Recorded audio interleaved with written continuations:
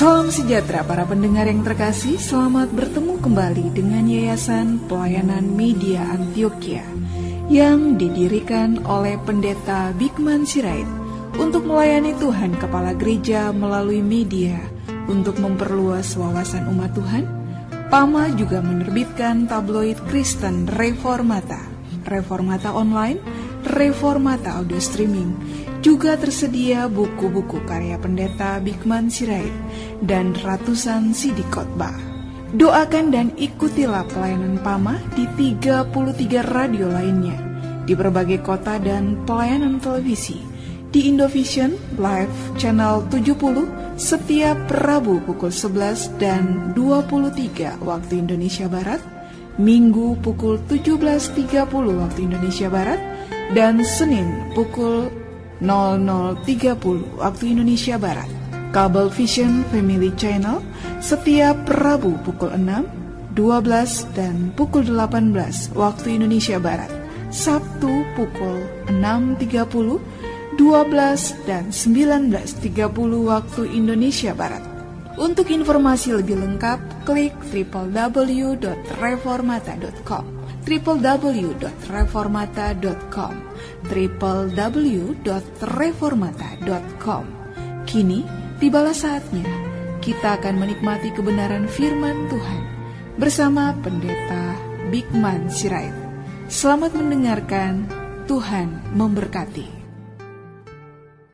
Salam sejahtera saudara yang kekasih di dalam nama Tuhan Yesus Kristus.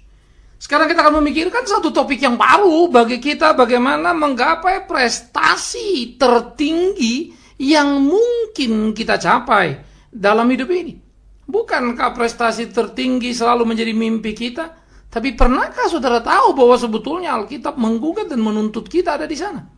Prestasi tertinggi itu tidak identik saudara-saudara dengan menjadi terkenal karena populer di seluruh dunia ataupun juga menjadi orang kaya raya sangat banyak hartanya. Karena prestasi tertinggi bisa kita catat misalnya yang dikerjakan oleh janda miskin yang memberi persembahan dan Yesus memuji dia. Dia telah mencapai prestasinya bukan di dalam bagian itu. Sehingga koneksitas antara apa yang ada di kesementaraan dan kekekalan berkaitan erat. Nah, ini bagi orang percaya. Nah, karena itu orang percaya tiap kali berbicara prestasi harus dihubungkan dengan iman percayanya. Dan dia tidak bisa terpisahkan. Ini menjadi sebuah keunggulan. Ada sebuah keseimbangan antara iman dan ilmu. Ada sebuah keseimbangan antara perkataan dan perbuatan. Keseimbangan-keseimbangan seperti ini akan mengukir prestasi dalam hidup tiap-tiap kita. Mungkin saudara akan berkata, prestasi apa yang dicapai oleh Lazarus misalnya ya. Tetapi ketika ia menjadi orang yang selamat, ketika ia menjadi orang yang ditolong Allah, ketika dia ada di surga mulia, itu menjadi sesuatu yang sangat mengagumkan. Karena ujung perjalanannya yang tampaknya misteri buat kita di kesementaraan, menjadi aktual di kekekalan. Ketika kita membaca, dia masuk surga.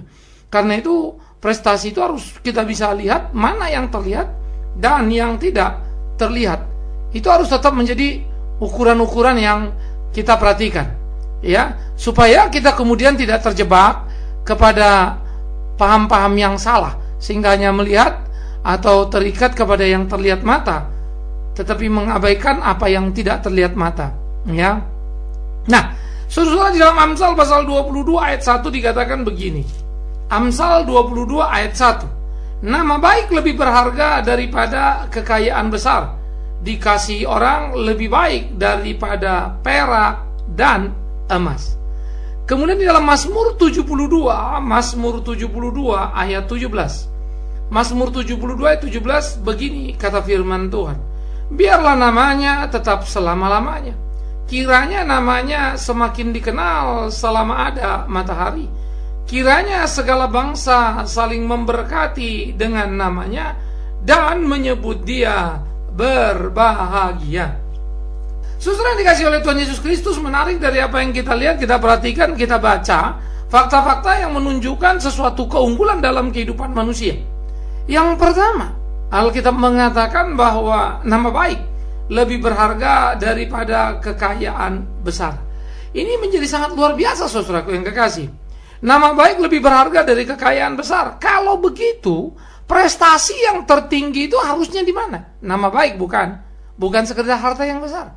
Karena itu kan saudara bisa punya harta yang besar yang banyak, tapi saudara tercatat sebagai koruptor, ya, sebagai perampok, sebagai orang raja tega yang memiskinkan orang lain, sebagai penipu yang menipu kiri kanan dan berbajukan nama Tuhan.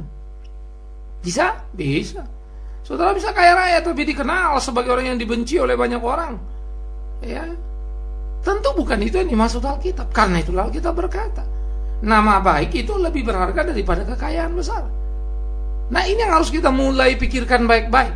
Bagaimana sebetulnya seseorang bisa memperoleh nama baik? Yang pertama, nama baik mempunyai korelasi dengan perilaku atau moral sesuatu. Jadi moral tiap orang Kristen harusnya menjadi moral yang terpuji, ya, yang teruji, sehingga tiap orang mengenal dia dan memahami dan mempercayai bahwa dia pada dirinya adalah seorang yang luar biasa. Nah, itu perlu. Sehingga dengan demikian, apa yang ada di dalam kehidupan seseorang itu moral yang baik, dan itu membuat namanya dikenal baik karena moral baiknya. Seperti yang dikatakan tadi, mungkin saudara punya kekayaan yang banyak, bagus. Mungkin banyak orang menjilat saudara, silakan, tapi hati-hati. Engkau adalah musuh Tuhan. Kenapa? Karena sesungguhnya namamu tidak baik dengan kekayaan hasil rampokan tadi, kekayaan hasil korupsi tadi, dan orang tahu itu.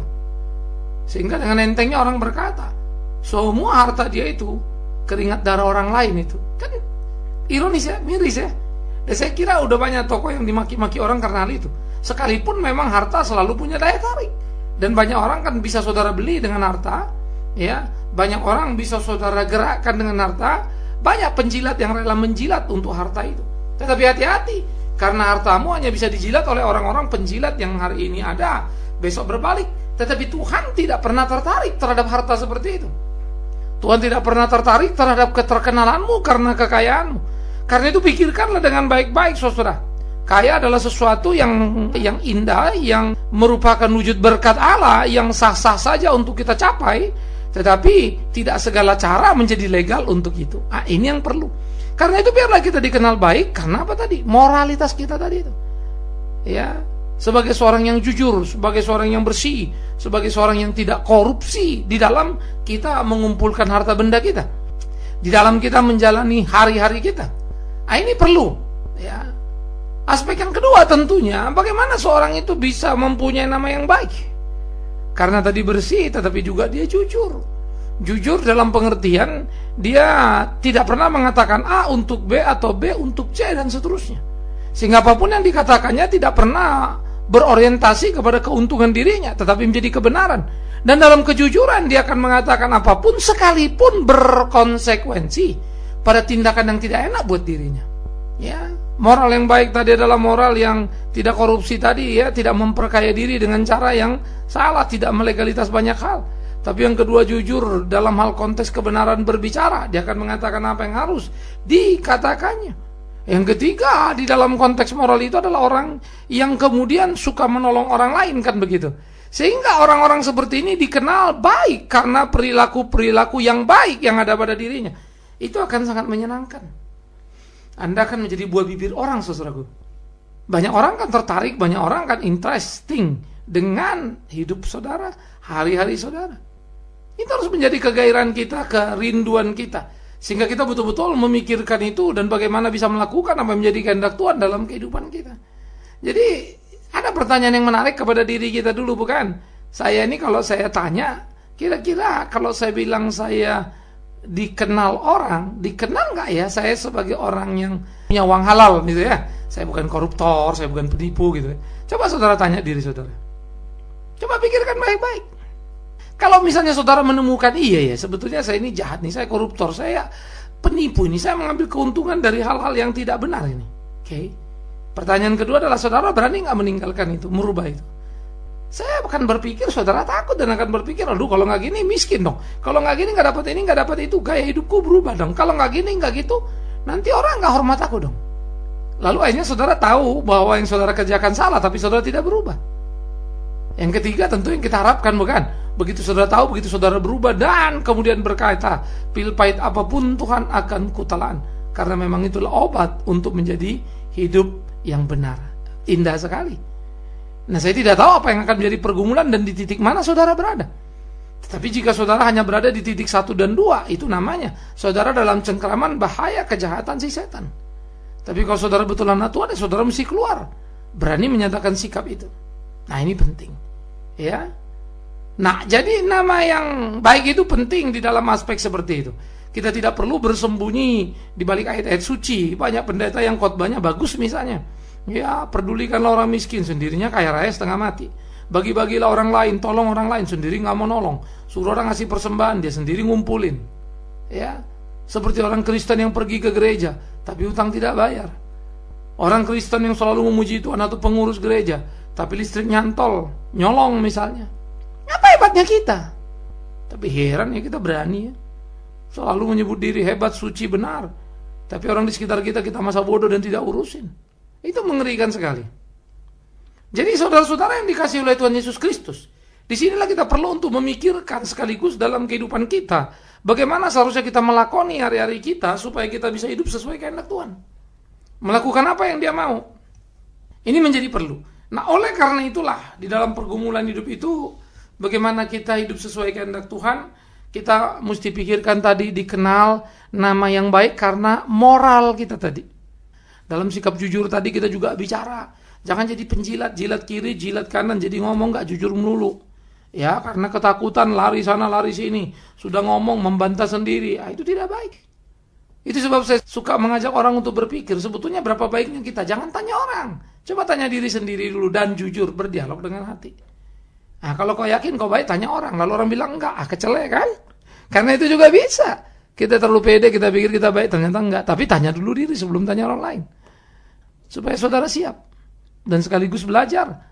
Kamu tepat enggak menilai diri? Atau kemudian kegedean? Nah, itu penting. Nah, jadi yang pertama tadi kita pikirkan sekarang, bagaimana moral baik kita dalam hidup kita, bukan? Sikap jujur kita tadi, ya, hari-hari kita tadi, dan bagaimana perbuatan cinta kasih kita kepada sesama kita. Apakah yang kita lakukan itu baik? Nah, itu menjadi sangat perlu. Oleh karena itu dikatakan juga oleh si penulis Amsal bahwa dikasihi lebih baik daripada perak dan emas. Otomatis kalau nama saudara baik, saudara kan dikasihi banyak orang. Memang saudara tidak punya kekayaan besar, saudara tidak punya perak dan emas, tapi saudara punya banyak sahabat. Saya adalah orang yang merasa beruntung hidup saya bukan karena saya orang kaya raya, bukan. Saya beruntung hidup saya karena saya kaya teman, kaya persahabatan. Banyak orang mendukung saya dan saya akan berusaha terus berjalan pada apa yang saya yakini. Sekalipun saat bersamaan banyak orang memaki saya, tidak suka dengan saya karena saya ngomong apa adanya. Ini resiko. Jadi saudara juga jangan pikir kalau udah ngomong apa adanya semua orang hormat saudara, suka saudara. Ya enggak juga. Tapi itu memang pilihan kok. Kita hidup di dunia yang kacau balau ini. Terlalu banyak orang suka basa-basi. Ya, sehingga berbasa-basi dengan kebenaran. Ini juga mengerikan. Tapi itulah hidup. Nah, kita sebagai orang percaya jangan terjebak di situ, jangan berhenti di situ. Kita harus terus bergerak seperti apa yang Tuhan mau. Berjalan di jalan yang Tuhan kehendaki. Supaya hidup kita hidup yang menyenangkan hati Tuhan itu. Nah, itu penting. Nah, jadi saudara-saudara yang dikasihi oleh Tuhan Yesus Kristus. Inilah seharusnya menjadi pergumulan kita di dalam kehidupan kita. Bagaimana kita melakoni hari-hari kita itu dan bagaimana kita melakukan apa yang menjadi kehendak Tuhan itu sehingga seluruh kehidupan kita sungguh-sungguh menjadi kehidupan yang menyenangkan hatinya. Nah, ini perlu, ini penting, ini amat sangat harus ada dalam hidup kita sebagai orang percaya. Tidak bisa tidak. Nah, jadi di bagian-bagian seperti inilah sebetulnya kita diajar, kita ditantang untuk hidup sesuai dengan kehendak Tuhan itu. Kita diajar, kita ditantang bagaimana melakoni hari-hari kita seperti yang Tuhan kehendaki dalam tiap perjalanan kita. Nah, saya pikir ini harus menjadi pergumulan kita sebagai orang percaya. Bagaimana hidup sesuai kehendak Tuhan itu. Itu amat sangat luar biasa penting, saudaraku. Karena itu harus kita camkan ini, kita pikirkan ini. Mari kita lakoni hari-hari kita untuk kita melakukan apa yang menjadi kehendak Tuhan kita. Alangkah amat sangat luar biasa indahnya. Nah, kan gitu. Ketika kita hidup bersama dengan Dia, melakukan apa yang Dia mau dalam hidup kita. Alangkah amat sangat indahnya. Kalau kemudian hidup kita menjadi berkat bagi banyak orang di sekitar kita. Nama Tuhan dipermuliakan. Wow. Indah kan? Itulah mimpi kita seharusnya. Itulah yang kita angankan, itulah yang kita rindukan, itulah yang kita inginkan. Sehingga hidup kita betul-betul menjadi hidup yang berkemenangan. Hidup kita sungguh-sungguh boleh menjadi hidup yang memuliakan nama Tuhan. Bilakah, akankah? Itu pertanyaan serius. Dan kita harus mewujudkan. Karena itu tidak boleh hanya menjadi sekedar sebuah mimpi atau harapan. Tapi itu harus menjadi kenyataan di kehidupan. Bagaimana kita memainkan peran kita itu. Bagaimana kita menjalani hari-hari kita itu. Sehingga sungguh di dalamnya Tuhan dipermuliakan. Nama baik, milikilah itu. Periksa diri, periksa hari-hari kita. Kemudian di dalam doa yang kita baca tadi di dalam Mazmur, bagaimana doa dinaikkan, dikatakan apa? Supaya biarlah namanya tetap selama-lamanya, kiranya namanya semakin dikenal selama ada matahari, kiranya segala bangsa saling memberkati dengan namanya dan menyebut dia berbahagia. Siapa yang mau dibicarakan di sini tentang raja? Bagaimana sebetulnya kalau raja itu kemudian menjadi raja yang bijak, bukan? Maka namanya akan dikenal selama-lamanya. Karena itu kalau kita belajar sejarah, dulu raja ini hebat, dulu raja itu luar biasa, dulu raja ini payah. Nah, sejarah akan mencatat, saudara. Jadi nama baik bukan hanya ada ketika saudara hidup, bahkan sesudah saudara mati. Kita belajar sejarah, mana raja pengecut, mana raja pemberani, kan begitu toh? Itu menjadi sesuatu yang sangat menarik untuk kita pikirkan bersama-sama. Nah, inilah yang menjadi perlu untuk kita pahami. Dan bagaimana kemudian namanya itu makin dikenal dan semakin dikenal selama ada matahari dalam perjalanan hidup manusia. Saya rindu kayak gitu, saya rindu sekali. Maka saya berusaha melakukan apa yang Tuhan kehendaki, yang sesuai dengan kehendak Tuhan. Karena saya nggak rela kalau saya mati lalu orang bilang, penipu ini. Ya, saya nggak mau dong. Jadi saya mesti jujur. Saya nggak mau kalau kemudian orang bilang, cuma ngomong doang ini pendeta satu tapi tidak pernah melakukan. Nggak mau, maka saya akan melakukan. Ini pertandingan saya dan saya harus selesaikan. Ini pertandingan saya dan saya tidak akan menyerah. Ini pertandingan saya dan saya harus menangkan. Saudaraku yang dikasihi oleh Tuhan Yesus, itulah pentingnya sebetulnya bagaimana hidup keberimanan kita itu menjadi hidup yang kita wujudkan, ya, menjadi sebuah gairah yang penting dalam kehidupan keseharian kita. Sehingga sungguh dalam seluruhnya nama Tuhan dipermuliakan. Dan kita bisa mengayunkan langkah kita seperti apa yang menjadi kehendak Tuhan kita. Makin hari makin dikenal. Kan begitu. Lalu dikatakan bagaimana dia semakin dikenal dan segala bangsa saling memberkati dengan namanya. Dan menyebut dia berbahagia. Alangkah indahnya ya. Kalau tentang Yesus tentu kita nggak usah bicara lah ya. Itu udah perfect. Nabi, Rasul, banyak yang kita bicarakan, bukan apa yang mereka lakukan. Kita mencatat penyangkalan Petrus, tetapi kan semuanya tertutup dengan perjalanan hidup yang pengabdian penuh dan siap mati untuk Yesus. Kita mencatat pembunuhan di mana kemudian penganiayaan oleh Saulus, tetapi tertutup habis ketika kita mendengar kisah dan mencatat sejarah Paulus. Tetapi kan sampai kapanpun orang Farisi itu menjadi sindiran terhadap orang-orang munafik kan. Ahli-ahli Taurat jangan jadi kayak ahli Taurat misalnya kan. Sindiran kepada para pemimpin agama kan. Dan ternyata para pemimpin agama yang dulu busuk itu pun di tiap zaman ada yang busuk, sampai sekarang pun banyak yang busuk. Bicaranya benar tapi tindakannya tidak. Jadi jemaat, belajarlah menilai, belajarlah melihat. Mau nggak saudara dibedah orang lalu dikenal orang, dikenang orang sebagai orang busuk? Kalau tidak, nah perhatikan dirimu. Tapi jangan bilang gitu, udah bodo amat lah, yang penting kan kalau aku udah mati ya sudah, emang kau dengar itu semua. Kau tidak dengar, tapi itulah warisanmu untuk anak cucumu. Memalukan itu. Ya, kau tinggalkan bom waktu untuk anak cucumu. Orang meninggal warisan yang bikin orang senang, saudara tidak. Ya. Yang kedua, jangan lupa hidupmu tidak hanya sini, bahkan sampai kepada kekekalan. Dengan sikap hidupmu itu yang kemudian tidak peduli, lalu kau lakukan sekarang semaumu karena berpikir mati nggak ada yang tahu. Siap-siap saja saudara berurusan dengan Tuhan. Sebaik apa namamu, itu akan menjadi kriteria dan ukuran Tuhan di sana. Ya, karena memang dia menuntut kepada kita. Pohon dikenal dari buahnya, artinya hidup kita harus benar dong. Bahwa dia memilih kita, menyelamatkan kita. Ya, jangan dulu saudara pede bahwa saudara orang yang diselamatkan. Nanti dulu, betul nggak Tuhan pilih saudara? Saudara aja yang kegeeran kali dipilih oleh Tuhan. Harus hati-hati dulu. Ya, itu sebab kita perlu cross check. Ini bukan sekedar sebuah pengetahuan, ya, tapi betul-betul pemahaman dan tindakan yang utuh dalam kehidupan. Jadi dari semua kita belajar itu, saudaraku yang kekasih, betapa perlunya kita mempunyai nama yang baik dan bagaimana kemudian orang-orang mendiskusikan dan berbahagia ketika mendengar nama kita. Seperti bahagia dan terinspirasinya saya kalau saya membaca kisah para nabi, para rasul, bagaimana mereka melayani. Wow, luar biasa. Tapi bagaimana tertegunnya saya melihat tiap kelemahan, lalu saya terkejut, mirip sekali. Ternyata kita ada di sana. Maka saya pun harus berjuang dan keluar seperti mereka berjuang dan keluar oleh siapa? Pertolongan Tuhan. Dan terus rindu nama baik. Jadi keras pada diri, disiplin pada diri, ya, suruh diri kita ini bertanding dan berjuang yang betul. Nah, itu perlu. Jadi saudara yang kekasih, moral itu adalah KTP kita yang keluar. Tetapi di dalam iman itu kan spiritual ya. Tetapi jangan kemudian Anda menjadi orang religius yang bicaranya agama melulu tapi moralnya nggak kelihatan. Nah, ini harus hati-hati. Spiritualitas itu kan bagian yang tidak terlihat. Yang kalau dilihat ya dilihat di mana? Di moralnya. Ya. Jadi nggak usah bilang gini, memang orang bilang saya jahat bodoh amat, pokoknya saya percaya Tuhan, saya yakin banget Tuhan gini kono.